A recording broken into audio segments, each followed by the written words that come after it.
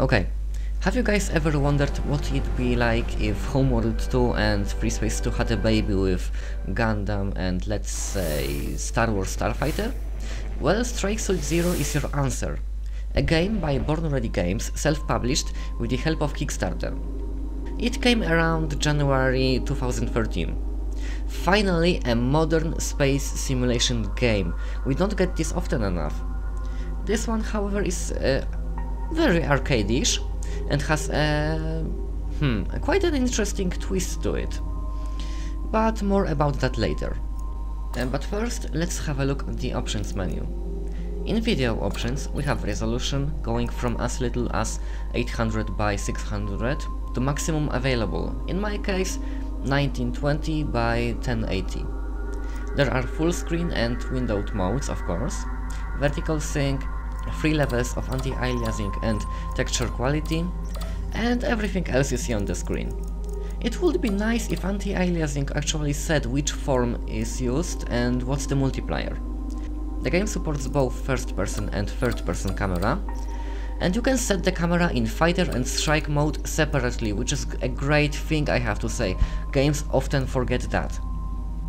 You can turn cockpit on and off if you want to. It only affects the first-person camera.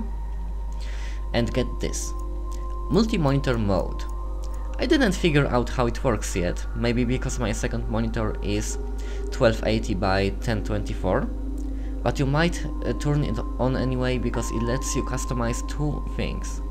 First is the front end size, which basically is the size of the interface on your screen, and the other is FOV slider. Yes, a fucking field of view slider in an arcade space sim from Kickstarter. Call of Duty just got kicked in the nutsack. This is, I think, vertical FOV, not horizontal. So the maximum amount will give you a fish eye, and the minimum is still more than what Call of Duty has to offer. Find a calculator online to set your FOV. By the way, don't Alt-Tab while this is turned on, it will reset your front end size to the minimum, which makes the game unplayable. You have to abort the mission and get back here to fix it. Besides FOV and the multi-monitor mode, video options could have been better, but it's good enough. This isn't a machine hog like Crysis, so thumbs up here. Audio menu has a master volume slider and 3 separate sliders for music, voice and effects. Finally! I wish developers would get this right more often. Kudos to Born Ready, good job here. Also, subtitles. And control options. You can play with mouse, keyboard, a gamepad, a joystick or a combination of whatever you want. Separate sensitivity for fighter and strike modes, good, and dead zones, standard. You can choose your controller, which is awesome. Often games detect wrong one and forces me to use it. For example, Darksiders prefers my joystick over Xbox 360 pad, which makes me insane, and the only way to fix it is to unplug it. And yeah, there is auto aim, and this is one of the rare cases when I'm fine with it. I can name only one weapon where it's actually cheap, so it's fine. Controls are fully customizable and divided into categories. Perfect, a good mark here. And then there's the option to delete save data. I am not going to do that unless you guys ask me for a full let's play. Summarizing the options, it's above average, it's good, but it's not perfect either. For a PC specific game, it could have been better. Okay, I have to change the format here. Instead of playing the game for an hour or two and then recording, I'll just put background footage from various missions spoiler free, because I have already beaten the entire game. Okay, let's divide this into sections: story, gameplay, graphics, music and voices, and overall comments, okay? So let's go. The story goes like this. Humanity has intercepted an alien signal and finding some awesome technology in it, allowing them to go beyond the Sol system. And so they did. They started looking for the origin of the signal, and they colonized a lot of planets along the way. Long story short, by the time Earth scientists have gotten their hands on the origin of the signal, colonies started demanding independence. And scared of what the science team has found, they kicked them out. A war broke out. Federation versus United Nations of Earth. You are a UNE pilot that was thrown back into training for being a total asshole. And to be honest, you are kind of an asshole in this game. Those guys are fighting for their freedom. You are like the British in Assassin's Creed 3. The whole universe of the game makes me think Homeworld 2. Because that's what this game atmosphere is. If Homeworld ever had a space sim, this would be it. Why? Well, to concentrate on the story, it's kind of all over the place. You're in one place and then you're in another place, and while Homeworld 2 had cutscenes to explain what happened in between, Strike Suit Zero only has short text briefings. Low budget, I guess. From now on, it's all spoilers, so click the huge annotation on the screen if you want to skip to the non-spoiler part. 10, 9, 8, 7, 6, 5, 4, 3, 2, 1. Too late. Okay, in the game, at the beginning, a war is seemingly reaching its climax. However, the Federation pulls out a new weapon of war, the Relic, destroyed almost the entire UNE fleet and started heading for Earth to destroy it. This basically is Homeworld 2 at this point. It follows the same schematic. You start alone, fighting a way superior force, gather up a fleet, strike a couple of strong punches to weaken the enemy, and then race to your home planet to save it from the planet destroyer. The Relic is a combination of Sajuk and missile planet killers, and the alien posing as AI, named Control, is like she's just like Karan Sajet. Okay, end of spoilers. To be honest, this story is average, characters are forgettable, it's nothing new, but the execution is decent. In the missions, yeah, it's decent. And it's still better than just an excuse to play the game. As it was with Homeworld 2, story and writing is the weakest part. But don't let that discourage you. Because gameplay. Holy shit, I don't remember when was the last time I had so much fun in a gameplay-driven game. Okay, let's start from the start. Before each mission, you have the option to customize your ship's loadout. All ships have two primary slots. A first slot has three sizes of plasma guns, from fast but weak to strong but slow, and the second slot has two kinds of machine guns and a railgun. They all pretty much depend on your style. If you've already beaten the mission, you get to choose another ship. Different ships have a different number of secondary slots, which can be filled with missiles. If you have played Free Space 2 or just the original Free Space, you are going to be familiar with almost all of them, maybe except the Swarm... No, the Swarm missile was in Free Space as well, so the missiles are standard. It all depends on your playstyle. Okay, the basic gameplay is pretty generic, but it's very solid and very enjoyable. Think Star Wars Starfighter, but with more weapons. Except there's a certain mechanic involved. By destroying enemies and flying around fast, you gather flux energy. When the flux meter fills up, you can do this! Yeah! You turn into a fucking Gundam. You're not as fast as you were when you were a fighter, but you can dash through space or stay stationary, and most importantly, channel the goddamn fury of your weapons. You can't stay in this form forever, firing uses flux, but destroying enemies efficiently extends your supply.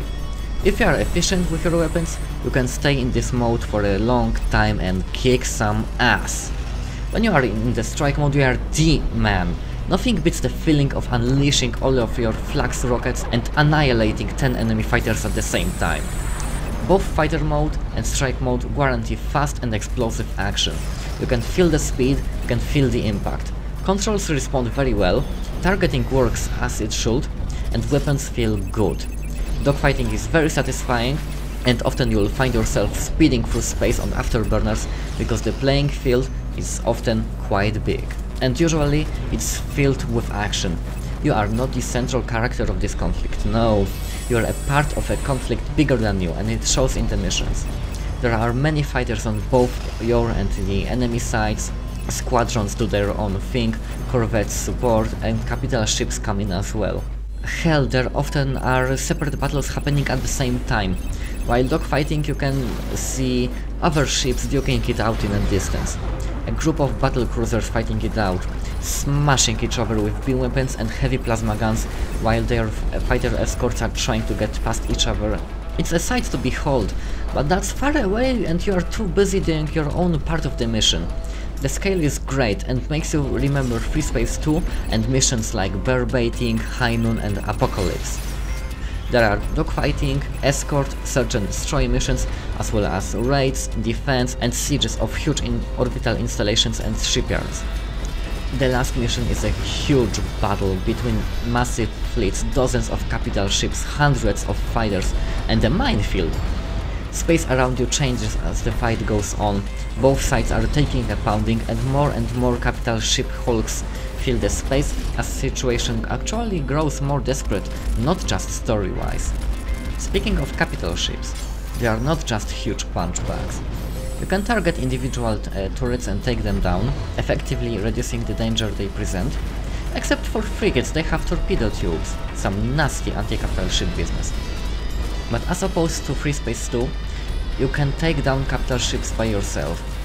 Each ship has several hidden weak points scattered across the hull. This is a turn for a better gameplay compared to meaningless subsystems in Free Space, where only engines had any impact. While your guns do almost no damage to armored parts, weak points will cause a hull breach and massive damage to the ship, but only if you can find them. They are in pretty logical places, for example hangar doors are one of the weak points on a carrier, exposed engines on a frigate, the underbelly of a cruiser, etc. The total set of weak points stands for 99 or even 100% of hull integrity. Each hit point only takes a couple of hits from just about anything to give you a satisfying explosion and a hull breach. Okay, missions are varied and usually they keep things interesting. Sometimes a gimmick is introduced, but it's never outstaying its welcome. Game has a checkpoint system and they are pretty generous. Arcade as it may be, the game can be balls hard most of the time, especially if you don't complete secondary objectives for ship upgrades. These pretty hard to do objectives involve finishing the mission in a limited time frame, saving a certain ship, intercepting enough torpedoes, stuff like that. All of that can be done on your first try, except one, which makes you repeat the mission in another ship. Note that if you reload a checkpoint, the game will assume you failed the non-timed objective. For example, that ship you saved will be gone after a checkpoint reload. The sound assets in Strike Suit Zero are pretty good. Weapons sound nice, explosions are enjoyable, and generally it's all decent. But the music, the goddamn music, it's composed by Paul Ruskai, I hope I pronounced that right, the author of Homeworld soundtracks. It inevitably bears the same characteristics that make it stand above everything else in this type of soundtracks. To me, the music from this game is absolutely unforgettable, both ambient themes, battle music and the Strike Suit theme that sounds like Homeworld crossed with J-pop. I'm going to play fragments of 4 tracks, 15 seconds each. Now I will shut up and you enjoy.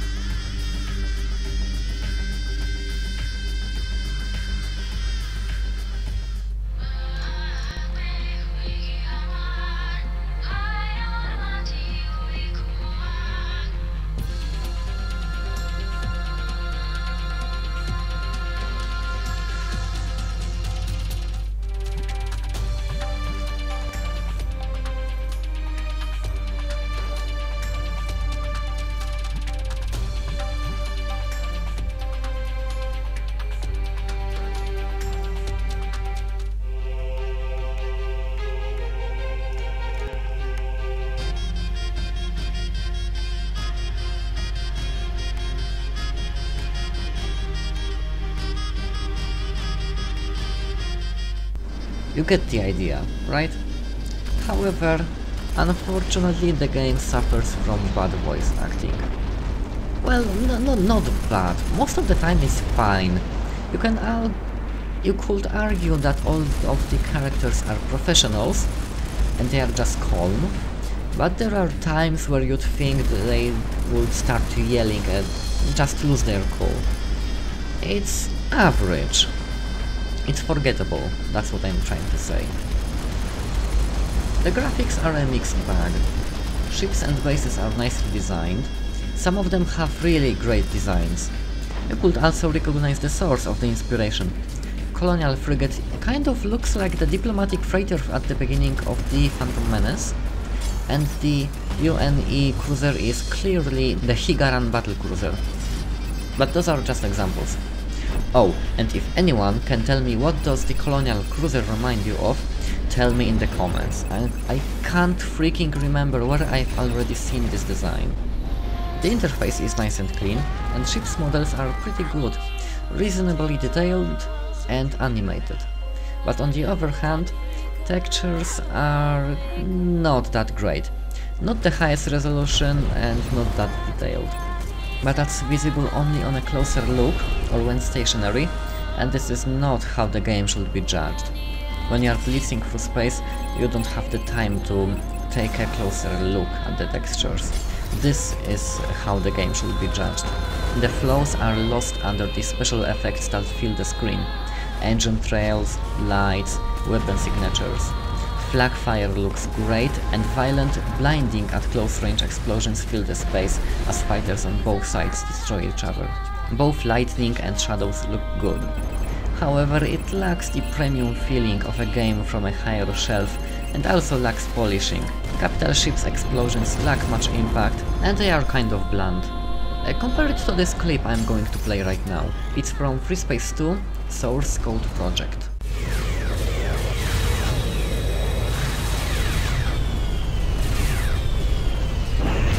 Allied forces have neutralized the Thanatos. Even at the distance of 500 meters, the explosion still shakes your screen, and that's one of the smallest vessels in that game. And in this one you can come as close as you wish and you just don't feel like you were next to a huge explosion. On a screenshot you will see the graphics are rather simple compared to what we are advertised on a daily basis in mainstream games.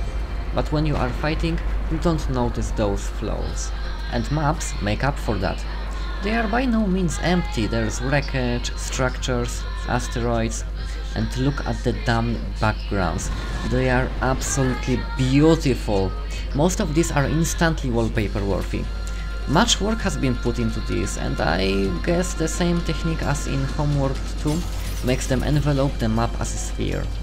Altogether, graphics are one of the better parts of the game, even if not AAA quality. I would like the game to do a couple of things differently. For example, a 3D radar like the one in FreeSpace SCP will be an awesome addition. It can't be that hard to implement, right? Also, when you are hit, you rarely feel any sort of shock, you just kind of lose shields. Only flag shakes you up. And same with torpedoes, supposedly such a powerful payload, they just kind of explode. Compare this clip playing right now to FreeSpace 2 SCP. NTC Loyola! The rebels have begun to charge! They've got a wing of Locust-flying escort. Designation Sagittarius. You can see a difference, right? And an advanced targeting system would be cool as well. But I am kind of getting ahead of myself here, because this is an arcade space sim, not a pure simulation. Oh yeah, and the game could be a bit more stable. It can crash sometimes, but my first crash was after I finished the campaign in 100%, so I wouldn't worry too much. Anyway, conclusions. Strike Suit Zero has flaws. That's not a discussion. It's by no means a revolutionary game, it's not incredibly innovative, it's kind of derivative actually. It borrows a lot of ideas from classic titles like Homeworld, FreeSpace, Rogue Squadron, you know the stuff. Technologically it has limitations, it lacks visible high-end polishing, and the story is not the highest quality. But even with all that in mind, I have to say, Strike Suit Zero has drawn me into it and kept me until I perfected the game on Steam. It's fun, it's enjoyable, and overall it's a good title. I highly recommend getting it if you're a fan of Homeworld, Free Space or old arcade space sims like Starfighter or Rogue Squadron. I had a great time playing this, and most likely you will too. Oh yeah, and the game has Steam Workshop and modding support. Also it can be played using the Oculus Rift. And it features DLC. There's Raptor, which is another Strike Suit, and Heroes of the Fleet, a set of 5 historical simulations which are quite interesting, and there is a creepy twist to it. It's a good DLC worthy of your time, although you might want to wait for a Steam sale when it's cheaper. And there is a spin-off to this game called Strike Suit Infinity. It completely drops the storyline, the weakest part of the game, and focuses on the gameplay, blowing stuff up, and massive space battles. I hope you guys enjoyed this video, and I hope it gave you the information you needed to decide whenever to buy the game or skip it. And let me know in the comments if you like this format or no. Yeah, let me know in the comments, all the 30 people that are watching me, yeah. Okay, never mind, see ya.